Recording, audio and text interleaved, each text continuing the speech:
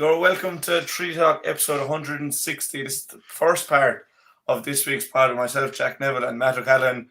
Today we're going to be looking back on the three county finals we had over the weekend, the senior, Premier Intermediate and Intermediate Championships. We'll also look back on the football at the weekend, as we now know the semi-finalists in the senior and intermediate championships. So do stay tuned for all that. The impression again we get out with what you put into it's like a walk of life. If you're good enough, go out and get it, no more about it. Not so much control in the centre of the field from Kilkenny as Richie Bennett sends it high and over the bar. Your mother sends you down to the shop for a pound's worth of goods and she gives you 50 pence. You can't get the pound's worth of goods, can you? Just about kept in. Oh, well done, Shawnee Buckley. To do that to Tomas O'Shea, he deserves to score from here.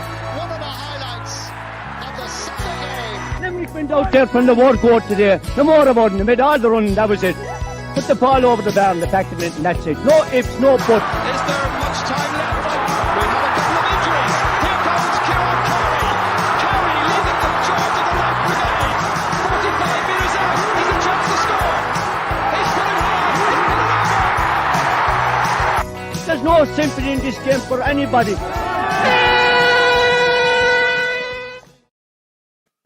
Matt, how are things with you today? I must apologise for my voice. I suppose the bank holiday and the terrible weather we have at the moment not really helping. But how are things with you? They're good, Jack. They're very, very good. After look, wait, it's the whole thing might be congested and condensed, but it was a fabulous weekend of hurling, and I suppose if you excuse me for being a bit parochial for a minute, it was a great weekend for hurling in South Limerick, Yeah, it definitely was. And I suppose before we get into the games themselves, Matt, firstly in Newcastle, you could see how important it was for the people of Effin in the crowd, and then obviously the following day for Mungret St. Paul's and Kilmallock. But just the family aspect of the GA, like all the children on the field after the game in the Gaelic grounds, and Effin kind of the players going over to the stand in Newcastle. It was beautiful to see after last year. Obviously, we saw none of that. Yeah, sure. Look, just fantastic to see the interaction between the players and the spectators, and it gives you a sense of I know spectators were missing the matches last year, as it were, when we were in lockdown, but. Quite obvious, and even from the remarks of Jack Quaid when he spoke to us afterwards, it's clear that the players were missing the fans equally as much. Like it was a two-way thing, but it's great to see us getting back to some semblance of normality. I know there are certain protocols which still have to be adhered to, and look, I suppose. There's concern being expressed again about the number of COVID cases and what have you, but we're definitely in a better place than we were thanks to the vaccination and the take up of the vaccination. But it was like a revival of old times, and there was a fantastic atmosphere in Newcastle West on Saturday. With the supporters of both sides, and you'd have to say that the players on the field they kept up their side of the bargain too, and it was a decent final, played in a very, very, very good sporting manner, and I suppose, and I know we'll be talking about it in depth in a few minutes, but. I don't think there are very many that could have argued with the result on Saturday. No, I don't think anyone could argue with any of the three results, Matt, over the weekend. But No. When we were speculating and doing our little forecast there at the end last week, I think we were. I think at one stage, Jack, you said that which was the biggest margin. I think you said Mungret would win by 5. I was giving them 4, I think, or something like that. But we were a bit off scale in the winning margins a small bit, but because we genuinely felt from this remove when you were looking at the games and all the pointers, let's face it, and all the form guides going into the final was for 3 very, very close contests. Now, the senior final, you must remember that Patrick Swell were leading at the second water break. So it couldn't have been much tighter, but Kilmallock went on to win by 7 points, but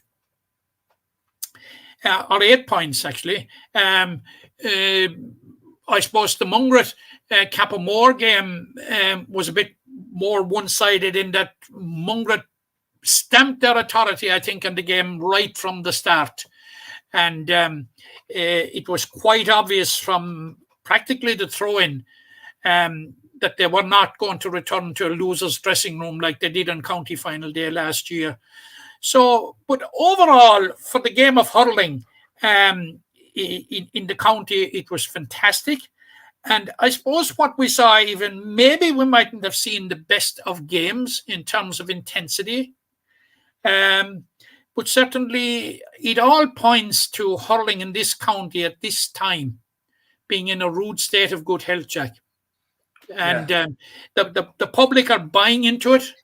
There was a good crowd at the Gaelic grounds, despite the counter attraction of it being on television.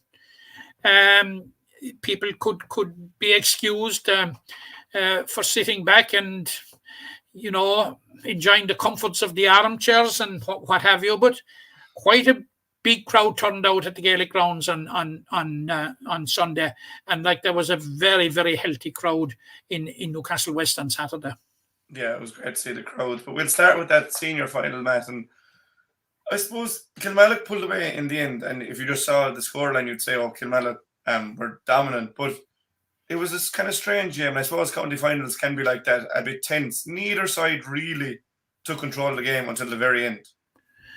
No, but I honestly think that the seeds of the victory, Jack, in my opinion, were sown in the first half, even though Kilmallock were subsequently to fall behind at stages in the second half. Because, and Philip O'Loughlin made the point afterwards about the strength of the breeze, that it was very, very hard for anybody up in the stand, or indeed where we were in the press box, to appreciate the strength of the breeze. Now, Micheál Houlihan made the same point to me after as well, that when he was stepping up to freeze, you know, that it was quite difficult and quite tricky and quite strong. But I thought Kilmallock settled early into the game. Now, it wasn't the first half of great intensity by any manner or means, but Kilmallock were happy at the way it was going, hanging in there. There was a strong breeze into their faces, and they knew if they were there or thereabouts at half time that they were going to be in a strong position, and and sure they were 2 points up at half time even. Now, you could say that you would expect purple patch from Patrick Swell, or you'd expect a spurt from Patrick Swell, and sure it came. They went 3 points ahead. But if there's one great characteristic of this Kilmallock team, what we have seen during the year, and that is why I suppose they're county champions, in that when they fall behind, we see them at their best. They don't do panic. They're patient, and they claw their way back into the game. And by the second water break, they had the margin down to a point. And of course, they had recaptured the lead by the time that Oisin O'Reilly got, you know, you could nearly call it a wonder goal at this stage. He caught a puck out. He had a lot of work to do to catch it in the first place, and he had a lot of work to do to make the space, which he did, and he gave Brian Murray absolutely no chance.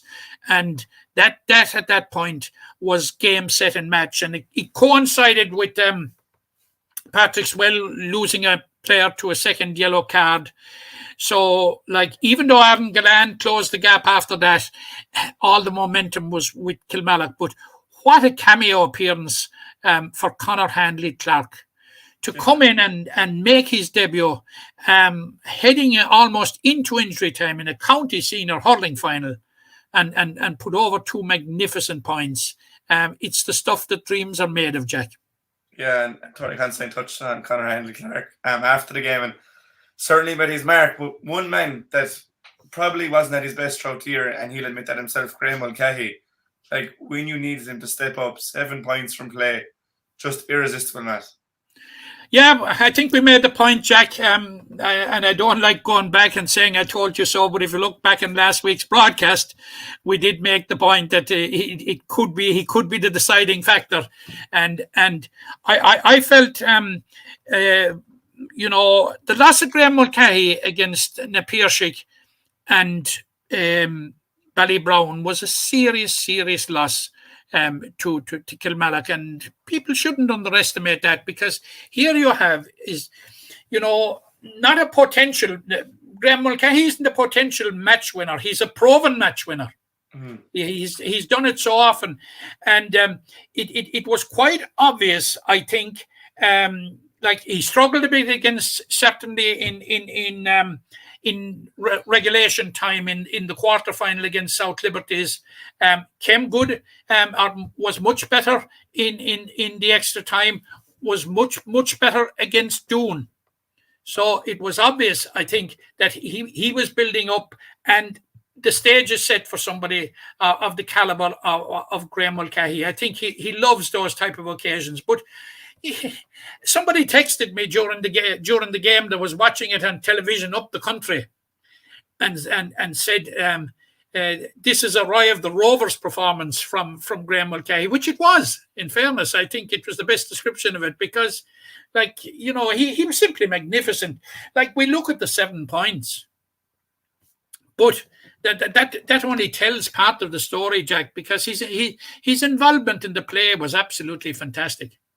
Yeah, he was class, and I suppose then a word for his manager, Tony Constantine, because just talking to Tony after the game, he just exudes pride in the GA and in his Kilmallock team, and you could see it out there. They worked tremendously hard, Matt, and when things probably weren't going for a lot of their star players like Smihal Houlihan and Oisin O'Reilly were quite enough, their hard work pulled them through till the end. Oh yeah, absolutely sure. The work rate was fantastic, and like you have to admire him and laud him and salute him. The concession of 5 goals in the quarter final, that would be a body blow to most teams, And talking with Micheál Houlihan about it afterwards, and he said to me, "You're forgetting that we scored 133." Which, of course, was a phenomenal score, Like, but obviously, like they've really shut up shop, obviously since, and I think the placement of Aaron Costello at midfield has added huge energy into that area of the field. And I think it was a combination of himself and Robbie Handley and Kieran O'Connor, that little triangle there, that made life so difficult for Cian Lynch last Sunday, because they certainly closed down all sorts of space that was around that area. And if you were picking a runner-up for man of the match, I think Rob Handley would certainly be a long way up there. Yeah, it was very like his performance in the 2017 under-21 final against Kilkenny, where he was just everywhere. But I suppose for Kilmallock now, like, they'll enjoy this or whatever, but attention will turn to Munster, Matt. And like, they'll be going up against the Cork champions, and they're against it already with the fact that the Cork championship is only at the semi-final stage, so they have a long time to wait. But Kilmallock are really like seem to be building. That the last time they were in Munster, they won it. You could definitely see the same thing happening again. Yeah, well, obviously we hope the same thing will happen again, Jack. Obviously, they won it, and it'll be very interesting to see where the game will be played now, because like it's a home venue for Kilmallock, and obviously a home venue should mean just that. That it should be played in Park Sean McGarrett, like I remember a couple of huge games there in the past, and particularly games against Tulla Sarsfields, which they unluckily lost, and a game against Sarsfields of Cork, which they won, and it may not be beyond the bounds of possibility that maybe Sarsfields could come out of Cork again. So that would be a very, very interesting rematch. So obviously the 6 week lag, or it's actually 7 weeks, I think, It's not ideal from a Kilmallock point of view, but in between, of course, you'll have the members of the Limerick squad who will be going away on the well-earned holiday that they so richly deserve, and that would probably disrupt training plans anyway. But I'm sure Tony Considine will have a plan in place. He will have a contingency in place, and will have been aware of the ramifications of Kilmallock win in terms of looking forward to the Munster Championship from way out, because I think it was well flagged from the time that the draws were made for the Munster Championship, and that Cork was going to be lagging behind Limerick. Like Limerick were coming forward all the time, and Cork, of course, Cork had a bigger groups than we had probably, and more games to play. Yeah. But it's not an ideal situation. But you can argue Kilmallock will come into it fresh. Yeah, they'll definitely be fresh. And of course, you see, in this type of situation as well, Jack, at this time of the year, it's very, very difficult to get meaningful and good challenge games, because most teams are out of the championship, and with the weather like we have today, most places won't let you in to play a game in their pitches. Yeah, they'll start to wait. Tony Considine and them players will be ready come the 11th or 12th of December, wherever that game is on, and we'll look forward to that game in depth when time comes. We know the opposition. We shouldn't depart, I suppose, from our discourse on the county final without mentioning Patrick's Well. I was just getting to that. Well, yeah. I suppose, like, for Paxwell, so much comes through Cian Lynch, Aaron Gillan, and Dara Burns, and Kilmallock did an excellent job of kind of negating their influence. But I thought Paxwell, there was some shining lights. I thought Jess Gillan was excellent yet again. Young Patrick Kirby in the corner was good. Like the full back line again really stood up strong. I know Oisín already got that goal, but like anyone can get a goal. Like not anyone can get a goal like that. So I think there are good signs for Paxwell, but they will be disappointed because I don't think they ever really got going, did they, Matt? Yeah, it was a question of did they not get going or were they not left get going, and the full forward line got a bit of a test now, Jack, with Graham Mulcahy around the place, and he roving in and out and all that sorts of problems. I think he, but they were never really exposed, and you could say, I suppose, that the goal by Oisín O'Reilly, it was very, very hard to blame an individual on an individual line for that. He caught a great ball, an absolutely fantastic ball, and just did what Oisín O'Reilly does. When he gets that searing pace going, he's very, very, very hard to stop. And once he got the sight and the sniff of goal at all, there was only going to be one result. And but you're right, Jack. They will take quite a lot out of this year. They'll be bitterly disappointed for the moment, because they came in and in some places they were raging hot favourites. And I'd say Patrick's Well themselves would be the very first to dispute that tag, because from the evidence that we had seen in the county championship, yes, they definitely deserve to be in the county final. And yes, Kilmallock deserved to be in the county final, but separating them. When we were trying to speculate as to how the game would transpire and who would win, it wasn't an easy job, Jack, I'll tell you. But they will be disappointed. And the key, of course, was it's Cian Lynch that makes around the middle, what he does around the middle there for Patrick's Well and Limerick. And I think the way that Kilmallock set out and the three that I mentioned who combined to close down any space and keep the pressure on, I think that was a critical factor in the game. Yeah, it was critical in the end. And look, you can't but not say Kilmallock deserved the win. Last week, Matt, we were asked the question who our player of the championship was, and I suppose we both kind of said the final has a huge bearing on that. We've had the final now. There's been a couple of standout players. I suppose if you don't want to give a definitive answer, who really has stood out for you in this year's championship? Well, Micheál Houlihan has has stood out. Oisin O'Reilly has stood out. I honestly think that Graham Mulcahy, had he been playing for the 5 games, I just, find it hard to imagine like what kind of form he would have been in the final, seeing that, after 3 games he was in such sparkling form. But I coming into the final, and we had a brief discussion on this matter. I think, was it last week or the week before, and we were sort of narrowing it down to Oisin O'Reilly and Dermot Burns, and I was leaning towards Dermot Burns after his first 4 games, and I think last Sunday did nothing to change my mind on that. We were talking about the Patrick Swell big 3. Cian Lynch was pretty well contained. Aaron Gillan was pretty well contained, but I think Dermot Burns was at his best. And if I were asked to pick a player of the championship this year, I'd be going for Dermot Burns.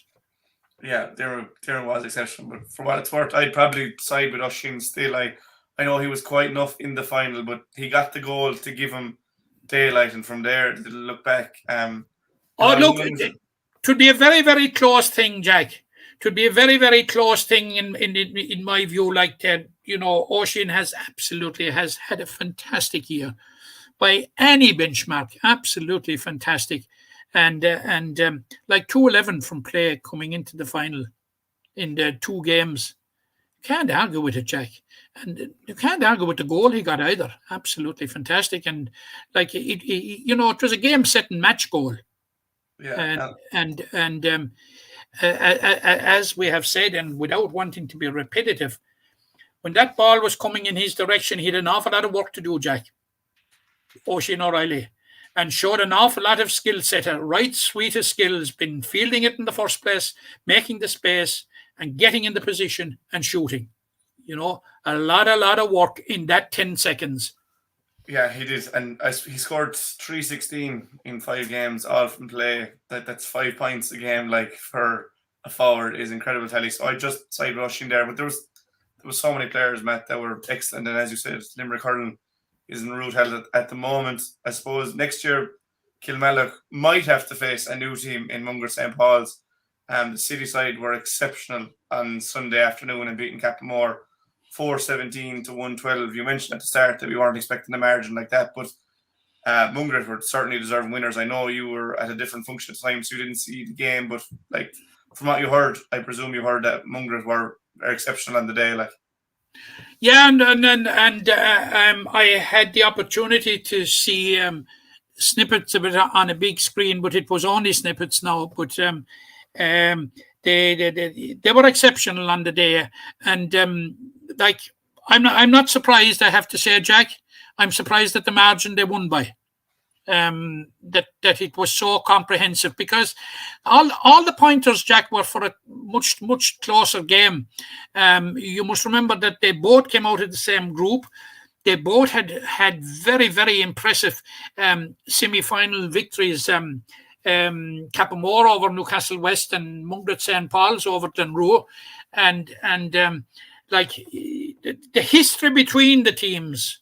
Like last year, they drew in the group stages. This year, there was 2 points between them in the group stages, and like there was a feeling maybe that Capamore knew exactly how to play Mungret, and that we were in for chapter 3 of a very close contest. But alas, it didn't work out that way, and it certainly was a very, very disappointing day for Capamore. But thinking of them, coming up. I honestly think that Mungret St. Paul's are very, very well equipped and very well prepared for coming up, and will considerably enhance the championship. And when we were discussing, the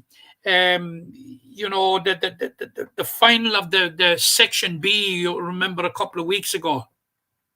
And there was a narrative going around for a couple of years now that, Section B was almost a free pass to the quarterfinals. I'm going to tell you, and it's 12 months away nearly, Jack. But Section B of the Limerick Senior Hurling Championship in 2022 is going to be a hotbed.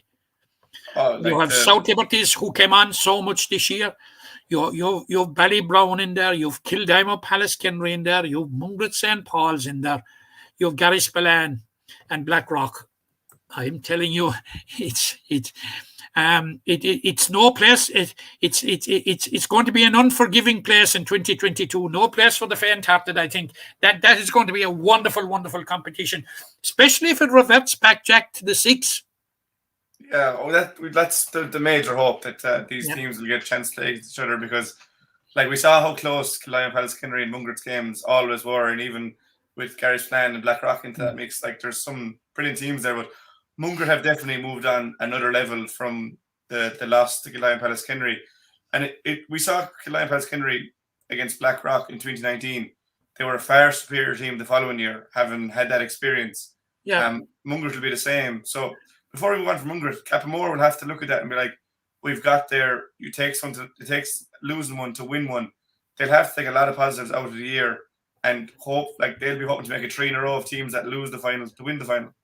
They will, of course, absolutely, and they're justified in having those hopes, and maybe expectation might be too strong a word, but they're certainly entitled to believe that they can do it. And of course, you must remember that this year Cappamore blooded 4 or 5 young players this year, who will benefit considerably from this experience. And like when they will put that under their belt and go away and reflect and regroup, there will still be 5 or 6 players there, or 7 or 8 players maybe even, that will have experience of playing senior hurling with Cappamore. The John Ryans of this world, and Con Bertrys, Bill Kramer. Sorry? The Vlad the forward Bill Kramer, and the like of those. They will complement the Sean Whelans, the young guns, Liam O'Donnell, Sean Whelan, PJ Hogan, the like of those, who will take an amount out of this experience. Now, it will be a disappointing experience, there's no doubt about it. But you just wonder how prepared were they to go back senior. If that's one thing that I always look at on a county final day, where there is promotion at stake as well. How equipped the side are to go senior. I would have said to you last year, Mungret St. Paul's were not. Kildimo Pallaskenry were. I'd say to you this year, Mungret St. Paul's most definitely are. Cappamore, maybe not so. So sometimes the extra year makes an awful difference. And we've seen it in Kildimo Pallaskenry. I have no doubt, had Kildimo Pallaskenry beaten Blackrock in 2019, I'm not so sure what the narrative on their 2020 season would have been. Yeah, and I think probably the main difference for Mungret this year was like an infusion of youth into the side that have definitely brought to the next level. And I suppose Barry Duff, we saw him play with Limerick Minors, and Brian O'Mara, I think this is his second year, but he's really bedded into the team. And then obviously Liam Lynch in the corner. Like I saw Liam Lynch play for the Minors for Limerick, and he's a brilliant free taker, but to be fair to him, he didn't do much outside of that. But this year, he's lit up that Premier Intermediate Championship, and we'll get on to one of his Limerick teammates when we get to Effin. But Liam Lynch is a ready-made star now. He only got 1 point from play the last day, but took on his man at every moment. And when you look at that Mungret forward line, they've nearly all played for Limerick underage, so like there'll be no fear of them next year in that Senior B Championship.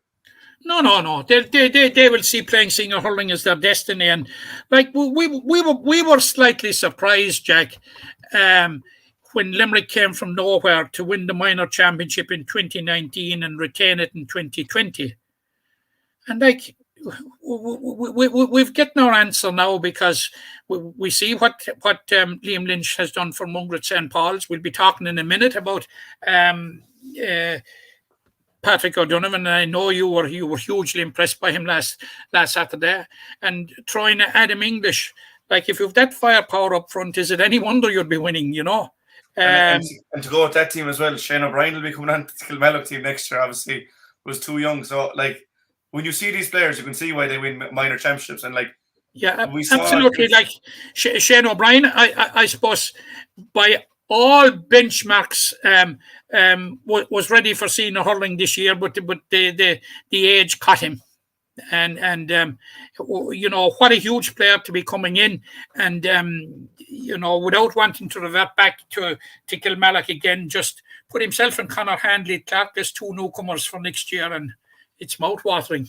Yeah, like we saw it with the Keane Lynch and Barry Nash and Sean Finn. That group all came through together. They won that minor championship, and you see what they've done. So like the future looks so good for Limerick at the moment. But before we move on from Mungret, like obviously you didn't see all of the game, but there's a highlights package there just on Sport Limerick and Limerick GA, and just take a look at the brand of hurling they're playing, because it is exceptional. Like there was a good few scores that came from the goalie Conor O'Brien. He went out to either wing back Matt O'Sullivan or Ronald Doherty.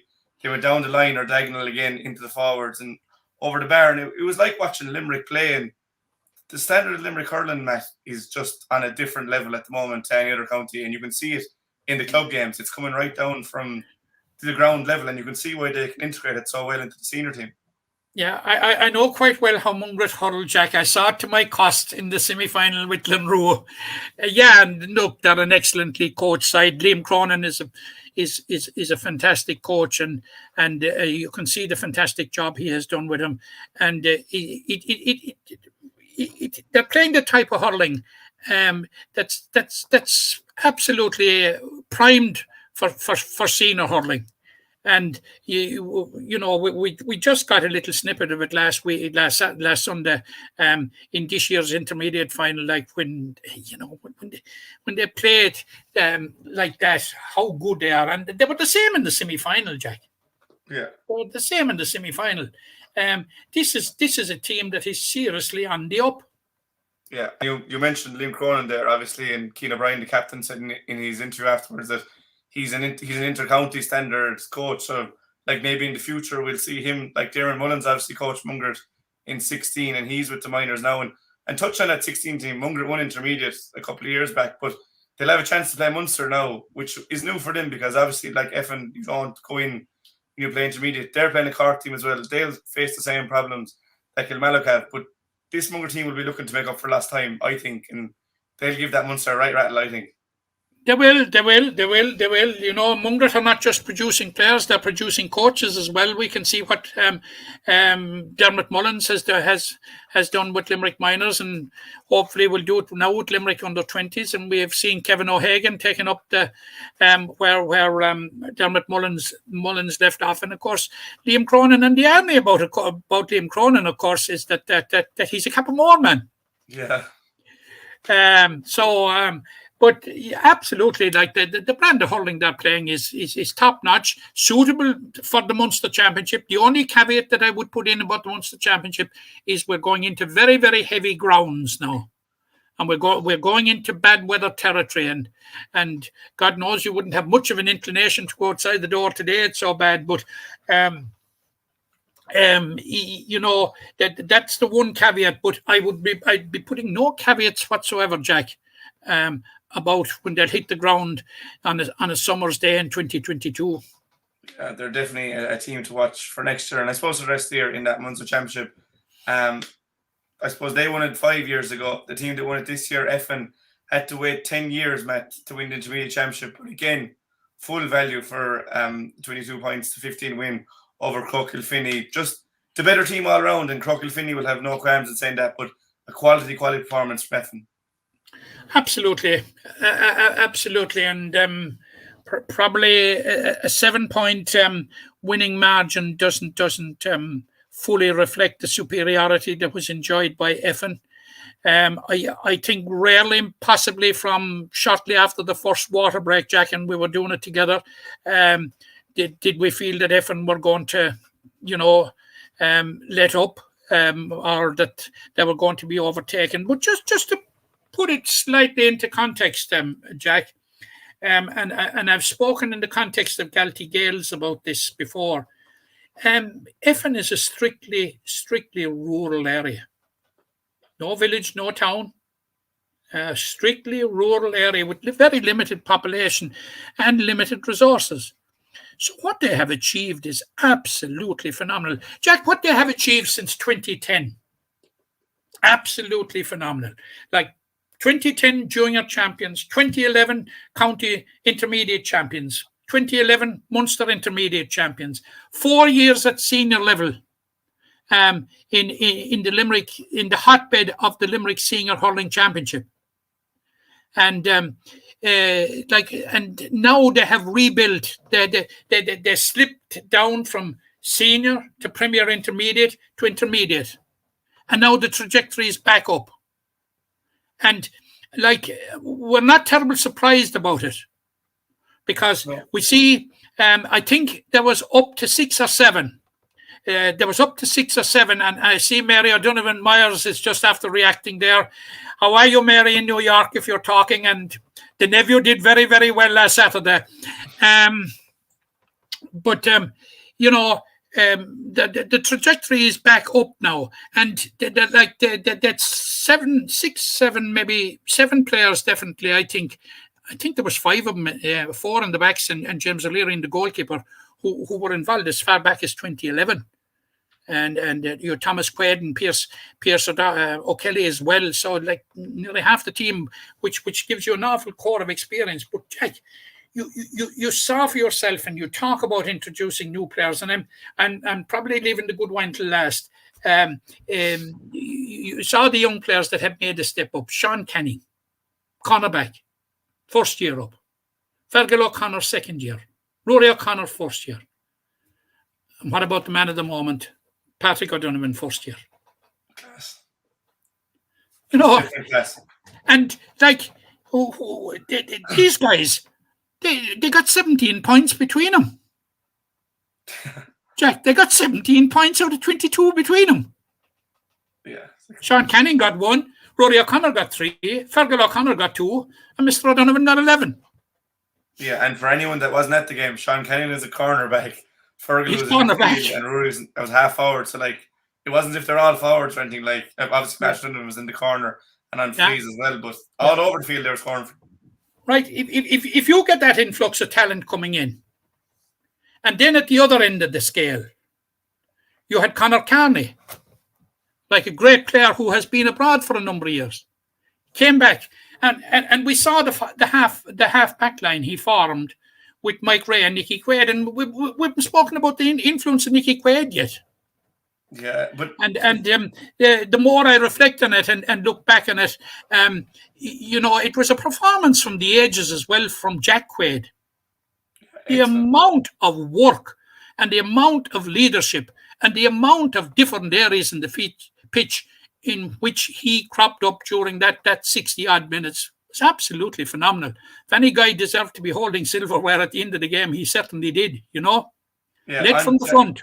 On Jack Quaid there, it was like 2 different halves from him, but both equally important. The first half, he got 3 from play and had work rate, but in the second half, it was just pure work rate. He was making a nuisance of himself there. Crow got no easy ball to their forwards, and it was obvious with Effin's work rate in the forward, and Jack as captain led by example, and an all-round performance from Effin. They combined skill with that work rate, and again, full value for their win. But before we'll touch on Croke. But before we digress from that, and before we talk about Croke Kilfinny in a minute, and we were wondering at halftime, you and I, Jack, in commentary, and we were looking down for game changers on the respective benches, and we were quite happy that the game changers were more leaning in the Effin bench, and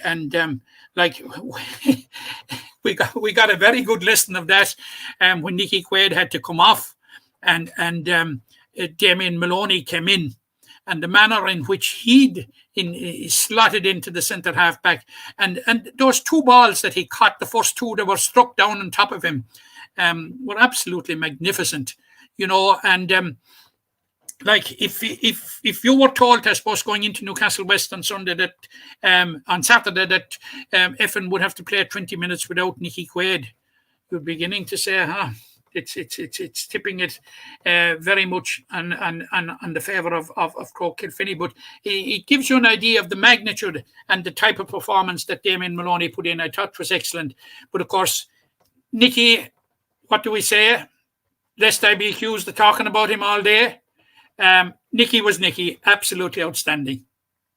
Well, he was and as you said, Effin were equally good when he was gone from the field as well. So like it was a real team performance, and it was, and like it was more than a 15-man performance.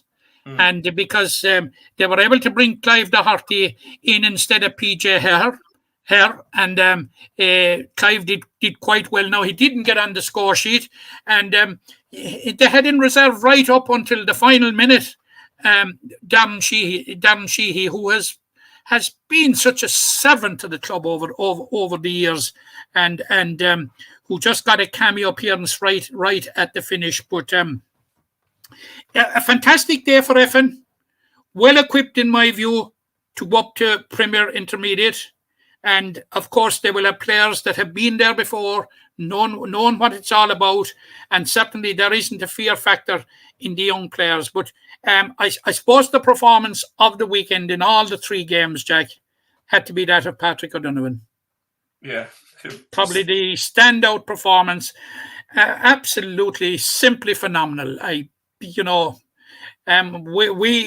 were struggling for adjectives at different stages through the commentary, like the flicks, the way he was able to make space, the scores he got, particularly the first score after being beaten for the first two balls. He really and at the third attempt, really announced his arrival on the field when he got that from a desperate acute angle over on the far side of the field from us, but like his overall performance and the way he struck over 265s in the second half into the wind, he hit them as if they were only about 10 metres out front of the goal. It was a brilliant performance. This guy is only 18 years of age. He's a teenager. Yeah, and talking to him after the game, like just kind of seems to take it that he's like that, knocking over 11 points in a county final is standard, and like you wouldn't be surprised to see it again. But again, I just want to mention that is 220.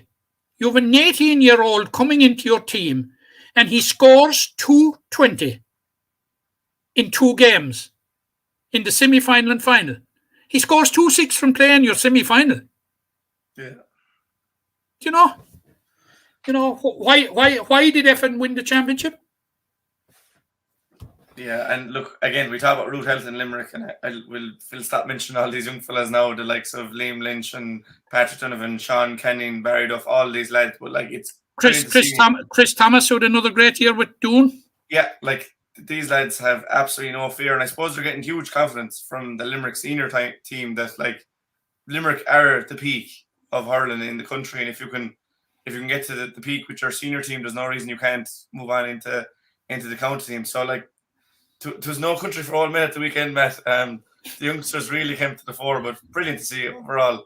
Absolutely fantastic. Like it's an investment in the future of Limerick hurling. These exciting young players, and there is nothing better, Jack, than to see fellas that did their stuff at minor level stepping up to intermediate, to senior level, intermediate or senior level.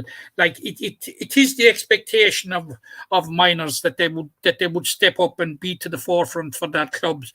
And like don't forget Aiton Hurley, Newcastle West, really stepped up this year at intermediate level. So you can put him into the mix. And don't forget Ronan Lyons in Monaleen, even though they were relegated. Yeah, well, there's so like if we could name all of them, really, all those players we've seen. Barely mentioned out of English, who probably was the standout man coming through from that team. I suppose we're looking at the youth, Matt, so much, but on Sunday you obviously weren't at the Premier Intermediate hurling final because you were at a commemoration to celebrate the 100th-year anniversary of the 1921 team that won All Ireland honours. That was obviously the reason they had the hoop jersey this year, and you were celebrating the '96 team that came so close, Matt. So like, I suppose you can tell us about the day, but it's nice to commemorate these players who give so much of their time to Limerick GA and give us so much joy. Yeah, well, I maintain all the time, Jack, at inter-county level and at club level, the GA is very good at remembering. And on Sunday, I was doing MC at a function in the Strand Hotel, where the Limerick County Board, in a beautiful and moving afternoon, remembered and marked the centenary of Limerick winning the All Ireland in 19 and 21. And relatives of most of the players were present, which was very nice, and we can see most of them there in the caption. And interestingly, the lady second from left, Jack, in the front row there is none other than Etna Neville, who is the daughter of Mick Neville, who bequeathed Mick Neville Park to Limerick GAA. Plus, and a little interesting side to this, Mick Neville played in the 1921 All-Ireland final, not for Limerick, but for Dublin, and scored a goal against his native Limerick, but he transferred back the year after. So that's a very interesting little anecdote to the side of that. But Etna Neville was there, and of course herself, former top camogie player, top camogie official, top camogie referee. So that was very interesting. And there was also recognition for the Limerick team, who came also close in 1996. And it was great to see most of them there. They were practically all there, and the irresistible, of course, Tom Ryan, who was manager of that team, gave his usual rousing speech. I suppose something similar to when he was giving back in the mid-90s that drove that team to those great heights. But they came so close. Most of those players in '94 and '96, and of course they signed off in '97. With a National Hurling League title when they defeated Galway in the final in Ennis, and that was the end of Tom Ryan's reign as Limerick manager. But as Tom said himself on Sunday, it was a wonderful odyssey, and it was a wonderful couple of years, and you could see the camaraderie between them and the chemistry between them, even 25 years on, still very, very, very good friends, which gives you a sense of how they were back in the day, and possibly why they came so close to achieving what they did. But they did. You must remember, collect 2 Munster titles. They connected a National League title. There are 25 counties in this country that would give their right arm for that in a lifetime, not a mind in 3 years. Yeah, and I suppose obviously they didn't win the major one, and we've seen so much success in recent years, but any player that pulls on the Limerick jersey deserves your respect, because they're doing it for the love of the county first and foremost, and for the fans who want to go out and see them. And it's very hard being an inter-county player, Matt. Obviously, you don't get paid a cent to do it, so you're just doing it for the love of it. So we appreciate everyone, and it was nice to honour the 21 team. And it was a lovely touch by Limerick GA, and like full marks to Limerick GA, Jack. Not just for that. But for the way that they brought the championships to a conclusion. Now, I wouldn't be the greatest fan of having 3 finals in 24 hours, but I know that there were circumstances which precipitated that situation. But like they set out on Sunday to make it a family occasion in the Gaelic grounds, and did so. It was an innovative idea in the first place, and to carry it off, I say full marks, well done. Yeah, I'll second that, man. It was a brilliant day at the Gaelic grounds. They had I arrived in, the Mungret game was 1:30, so I was there 12:30, we'll say, and there was music playing over speakers. There was just a brilliant atmosphere at halftime. Obviously, there was the ceremony with commemoration, and Valerie was emceeing it, and just to see all the players out in the field, all the children around the place, loads of colour, again, the music. They give us food as well, which I must say, thank you to at halftime or in between the senior and intermediate games, because it's a long day up there in that press box. You're a nice bit away from the coffees and teas and sandwiches, so it was a special treat. So it was a brilliant day, and it, like, I suppose last year was so bad. It makes everything so much better now. And absolutely, we don't get much time up in the press box to slip down to John Ryan for a cuppa, you know. Yeah. So look, please God, this is the normal. Like, we had the new norm last year. Please God, we're finished with that now, Matt. We can just have our normal back full time, because but you know, I thought the whole concept of making it this kind of a carnival atmosphere, a family day, you know, fantastic in theory, but absolutely they carried it off. Yeah, it was brilliant. Yeah, like, and I imagine for the players, like, we obviously went out to the field afterwards in both games. I'd imagine for the players it makes it better when there's that bit of music, when you're in that carnival atmosphere, like, and obviously it probably makes it worse for the losing team, but it's never nice losing regardless of the situation. So look, hats off to Limerick GA for absolutely, and the presence of the band and everything, like, it was full marks, Jack. Look, Limerick are All-Ireland champions, and they gave an Limerick final worthy of All-Ireland champions is how we'll finish with that one, Matt. Well, Jack, I grew up listening to Cork winning All-Irelands and the Cork County final being the mini All-Ireland. I say, move over, Cork. It's the Limerick Club final is the mini All-Ireland. Yeah, brilliant day. And there's no, like, it was good as well for the Premier Intermediate Championship to get their day in the sun as well, because, like, we've been two advocates for that championship throughout. Worthy winners on the day, Mungret and Kilmallock, and obviously Effin were worthy winners the day before. So a brilliant weekend of hurling. No arguments about any of the three victors at the weekend, Jack. None whatsoever. No argument. And I suppose having three county finals in the weekend will take up loads of time. Will take up most of the space in the media. We can't forget that there was ladies football on the weekend as well. And look, it was at the quarterfinal stage. So, like, a quarterfinal, any competition is going to be usurped by a final. But we'll touch on it here, Matt. Obviously, with the quarters in the senior and intermediate championships, I'll just put the results up here for us. We had St. Ailbe's beating St. Bridget's 5-9 to 11 points, and the Old Mill beating their West rivals, Fiona Castleman, by a point. We'll touch on them games just for a second, Matt. We didn't know kind of what St. Bridget's side we'd get. Now, conceding 5 goals, they'd obviously conceded 7 against Fiona. Like, that's been kind of the Achilles heel. But to score 11 points, like, to push, I suppose, the back-to-back champions all the way, it bodes well for St. Bridget's, but we wouldn't be surprised by that result all the same. No, we certainly wouldn't be surprised by the result. And when we were speculating on it last week, I think we spoke pretty confidently enough that it would be St. Ailbe's that would be advancing to the semi-final, and we will touch briefly on the semi-final in a minute or two.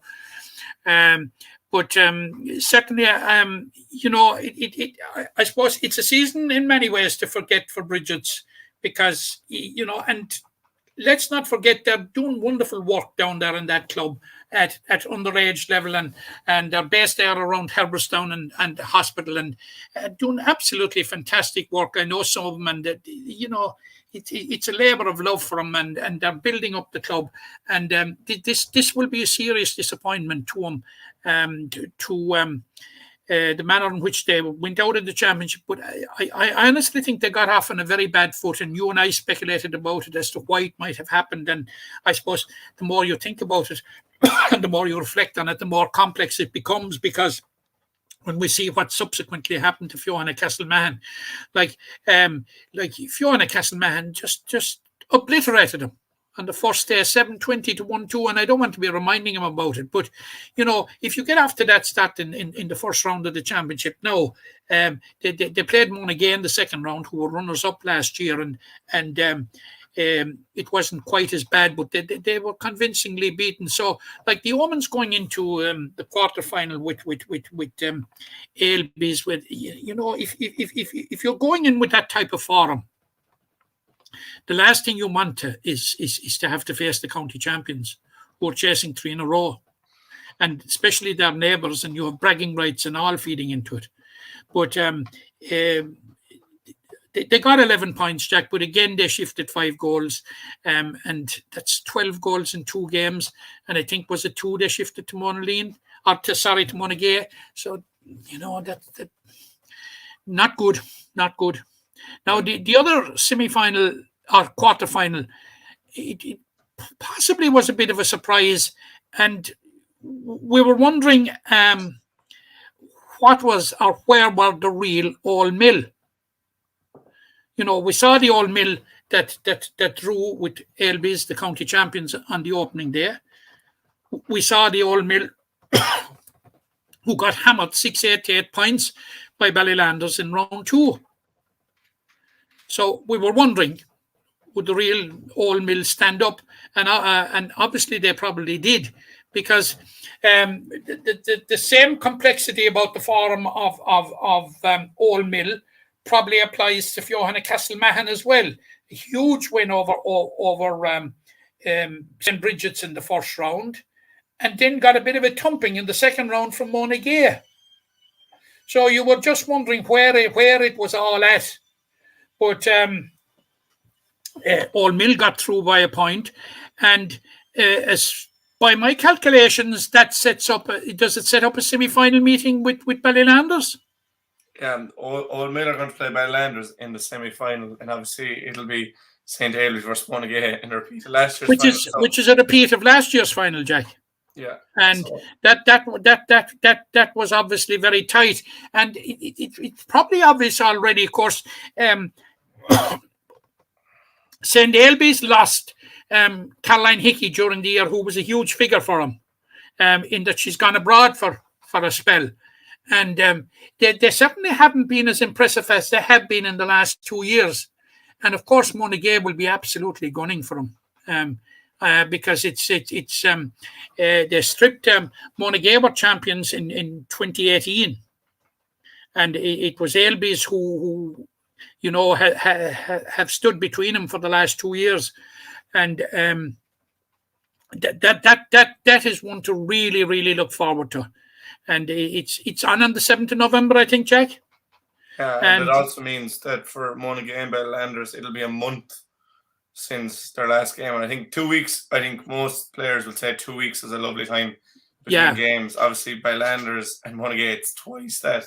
So a small bit of an advantage there for Ailbees and the Old Mill. And we saw in the hurling championship, the teams that came through the quarters went all the way. But it's just a nice little narrative, Matt. And we obviously had intermediate results as well. We had Ula beating Father Casey's 4-15 to 2-5, and Maroubor beating Knockany 2-12 to 3-7. Now, last year's finalists, Drumcolor Broadford, who won it, and Mungret St. Paul's, who've lost 2 finals in a row, were through already. So we'll have Ula versus Mungret in the semi-finals, and Maru playing Drumcolor Broadford. Again, those games are on the 7th, but it's starting to take shape, but there's a lot of mouth-watering ties ahead. Yeah, it's coming to a very, very exciting climax, Jack. There's no doubt about that. And I suppose on the day in which Limerick announced the new manager for the adult team, it would mean that Graham Shine, who is the new manager, will have plenty to chew on, and he will certainly have plenty of games to see anyway. But he would want to quickly adapt the art of bilocation, because I would say that a lot of these games will be on at the same time, unfortunately. Yeah. Or maybe perhaps they might stagger them. But like you've Maroubor and champions Drum in intermediate, Mungret and Ula, Ballylanders, Old Mill, Monaghan, and St. Ailbees. How do you pick a game out of that?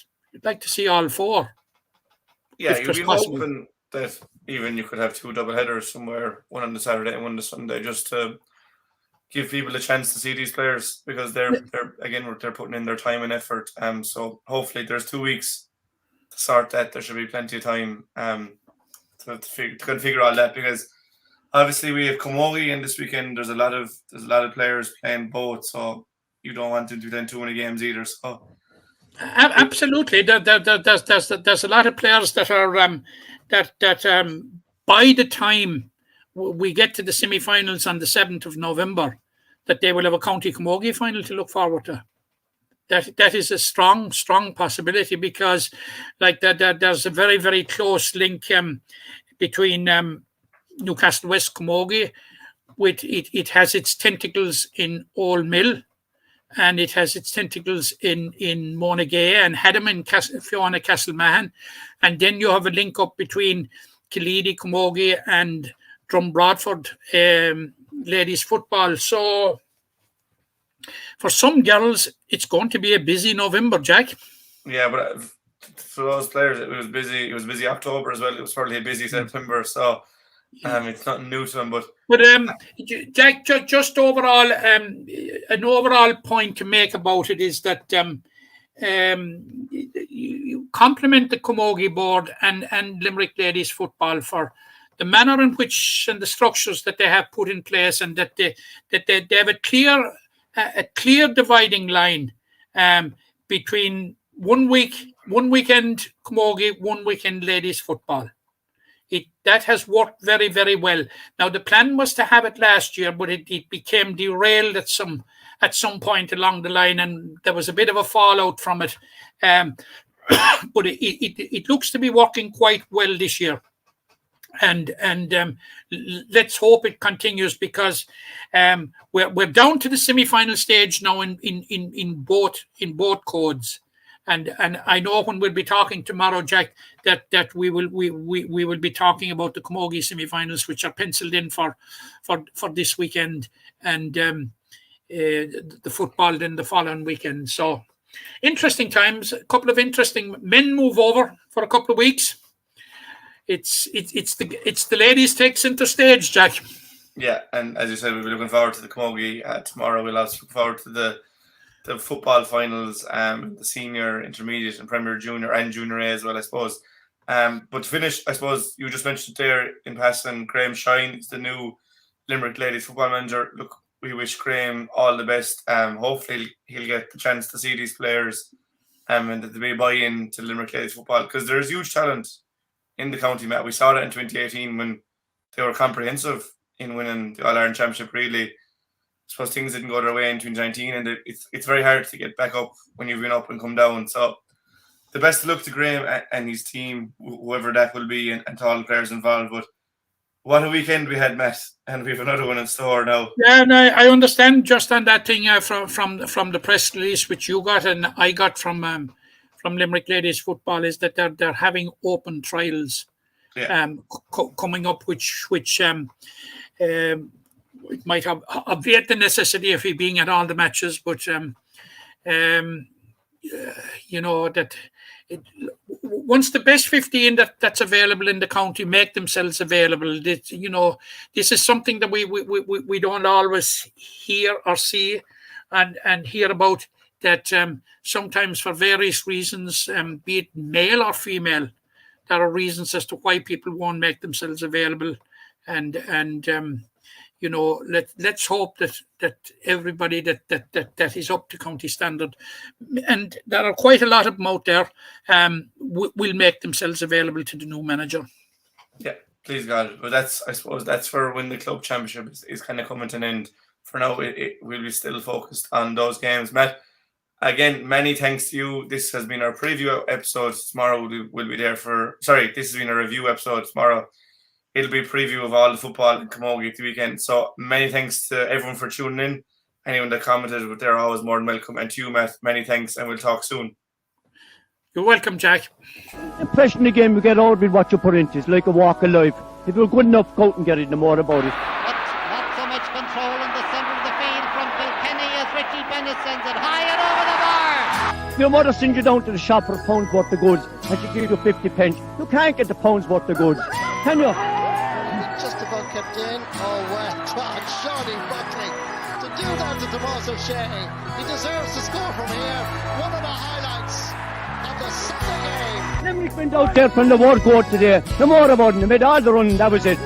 Put the ball over the bar and the back of it, and that's it. No ifs, no buts. Is there